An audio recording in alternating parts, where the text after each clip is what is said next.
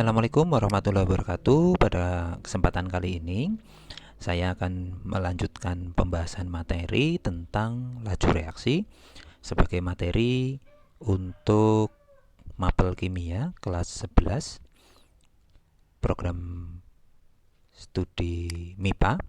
Di sini yang akan kita bahas cakupan materinya berupa konsep prasyarat yang menjadi hal yang wajib dikuasai sebelum mempelajari tentang laju reaksi, dan tentunya menjelaskan tentang konsep laju reaksi itu sendiri secara dasar. Untuk konsep prasyaratnya, yang menjadi prasyarat yaitu tentang konsentrasi molar. Ini sebenarnya sudah dikenalkan di stoikiometri. Kita mengenal bahwa molaritas di sini adalah mol per volume. Di sini perlu diingat volumenya dalam liter. Ketika kita menggunakan rumus ini, volumenya liter. Dan mol sendiri adalah gram per mr. Adapun rumus yang lain yang kita kenal yaitu molaritas sama dengan gram per mr kalikan 1000 per volume mililiter. Hati-hati, untuk rumus ini kita menggunakannya mililiter. Jadi ada perbedaan penggunaan volume. Adapun rumus yang ketiga, ini yang mungkin agak jarang didengar, molaritas yaitu rho kalikan 10 per kadar dibagi mr.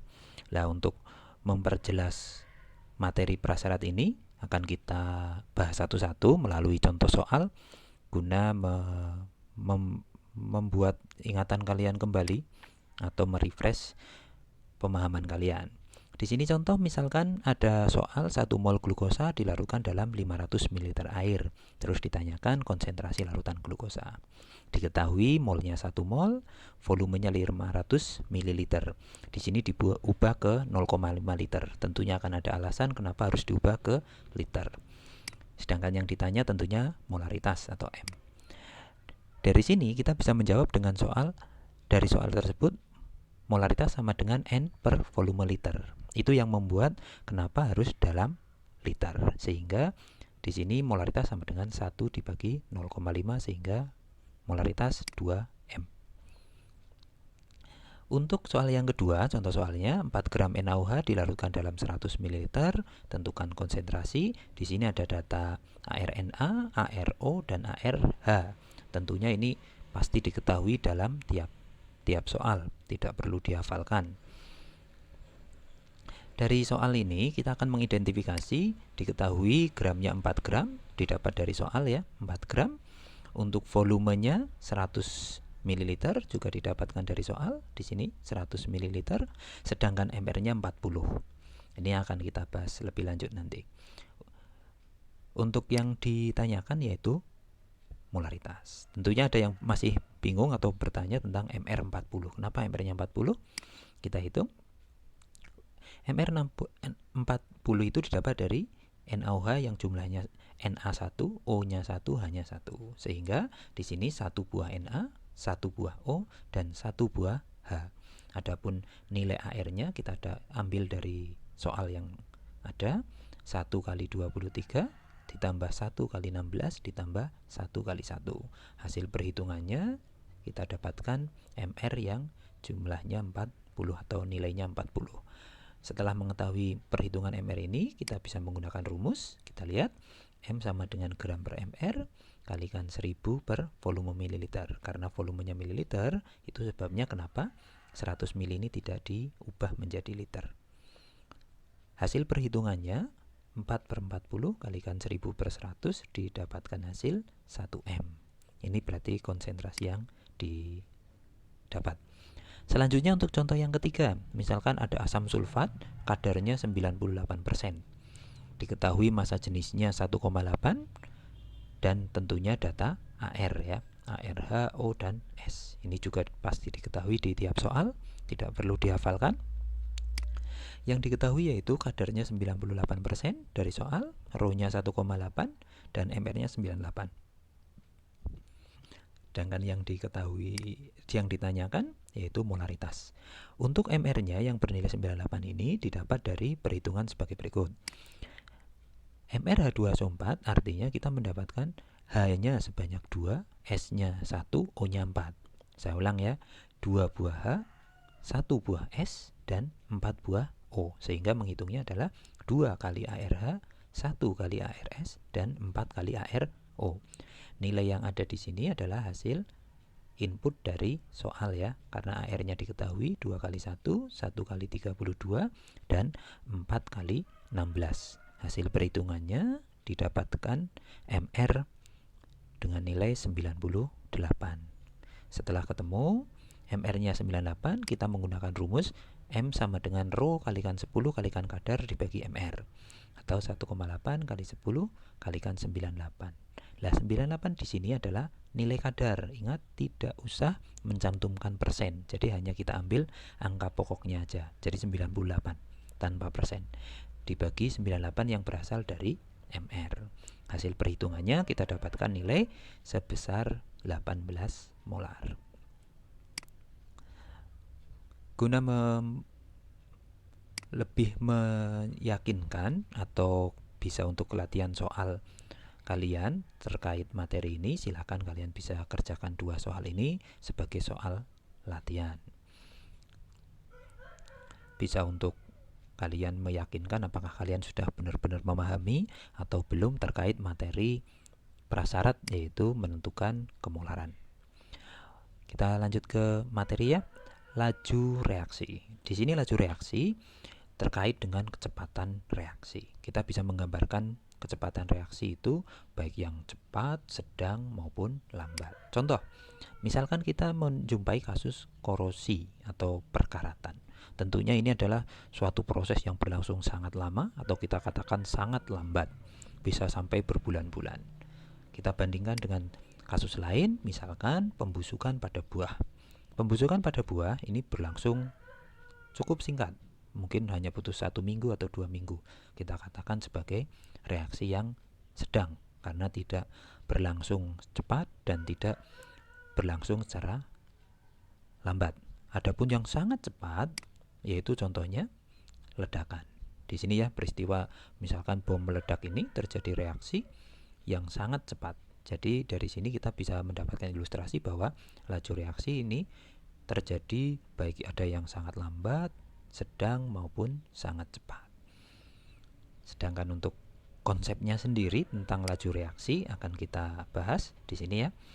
Laju reaksi itu sendiri kita mulai dari pemahaman, misalkan ada reaksi A ditambah B menjadi C plus D. Di sini A dan B atau zat yang ada di kiri tanda panah merupakan reaktan. Reaktan ada orang yang menyebutnya sebagai pereaksi, sedangkan C plus D yang ada di kanan tanda panah kita nyebutnya sebagai hasil reaksi atau produk. Jadi A plus B di sini reaktan yang ada di kiri tanda panah, sedangkan C plus D yang ada di kanan tanda panah kita sebut sebagai produk. Reaktan di reaksi ini yaitu A dan B berkurang tiap satuan waktu. Artinya seiring berjalannya waktu, reaksi atau reaktan ini mestinya akan berkurang karena dia mengalami reaksi. Sedangkan produk berupa C dan D bertambah tiap satuan waktu. Tentunya bisa dimengerti ya, karena produk atau hasil mestinya akan bertambah.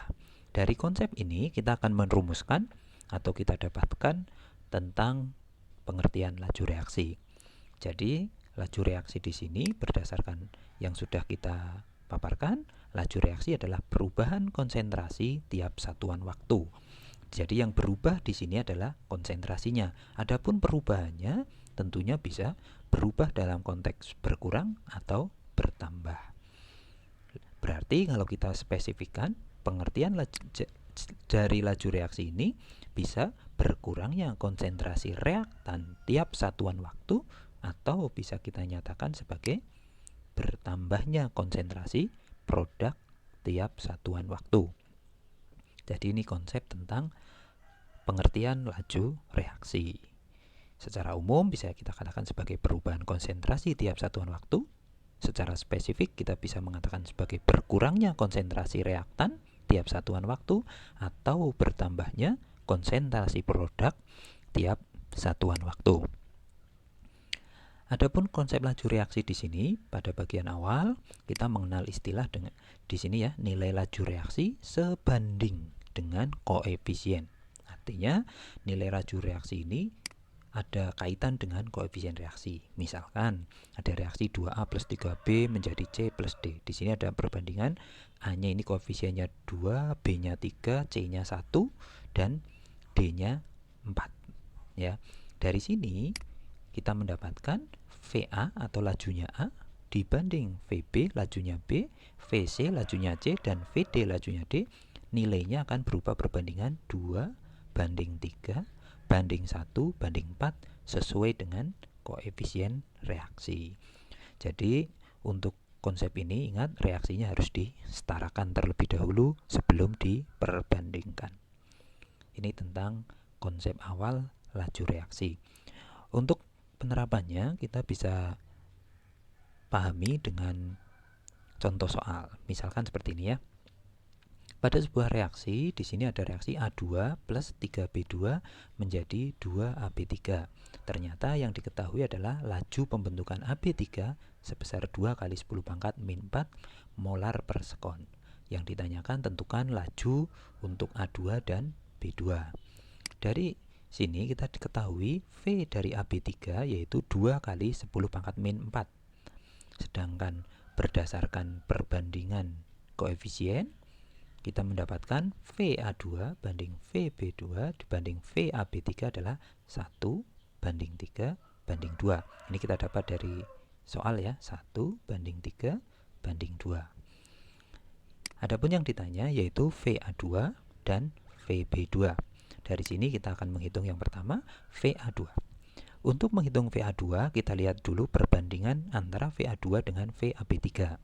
Kenapa dengan VAB3? Karena VAB3 yang nilainya sudah diketahui. Jadi VA2 banding VAB3 adalah 1 banding 2. Di sini kita tuliskan VA2 banding VAB3 adalah 1 banding 2.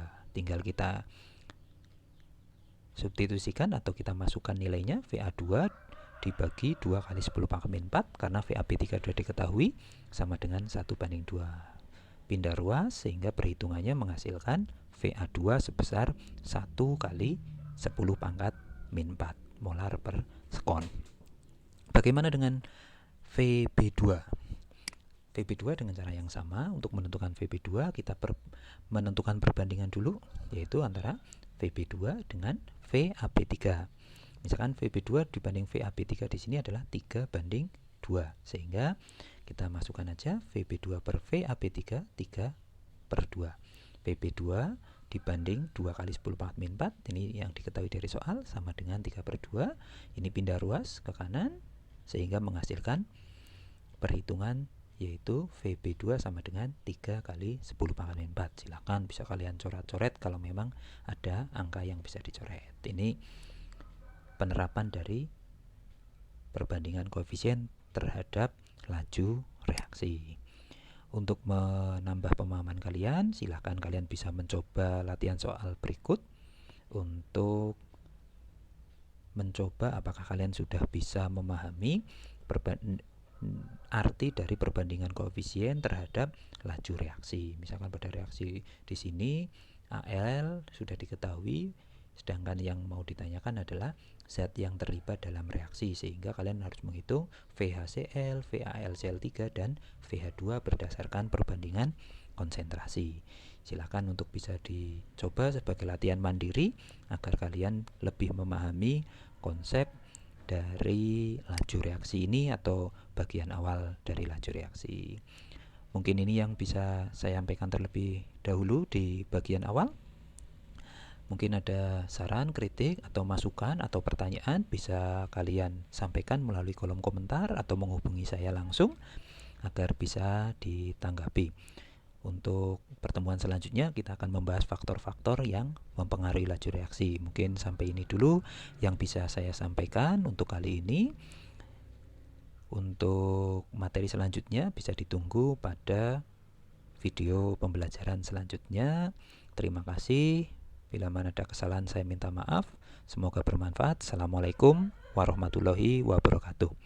Tetap semangat untuk belajar.